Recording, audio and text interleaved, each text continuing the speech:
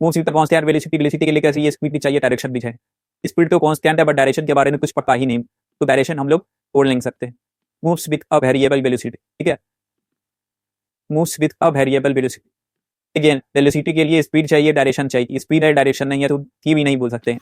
Moves with a constant acceleration, acceleration क्या है, delta we by delta, मतलब कि change in velocity by change in time. तो acceleration जो है वो हमेशा कांस्टेंट किस केस में तो होगा, ठीक है। तो इसीलिए इस केस में क्या हो जाएगा, ऑप्शन डी। टी नहीं होगा, बी नहीं होगा, सी नहीं होगा, तो क्या हो जाएगा, डी। अब आते हैं 10th, distance time graph of an object is show, ठीक है।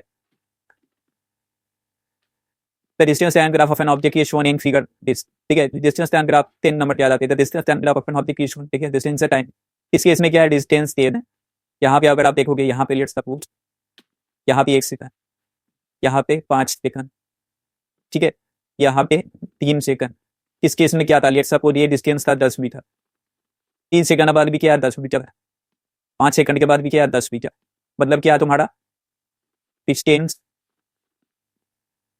इज ए, मतलब क्या पार्टिकल इज एट रेस्ट, ठीक है, कुछ भी ऑब्जेक्ट इज एट रेस्ट। इस केस में क्या है कि ऑब्जेक्ट रेस्ट, ये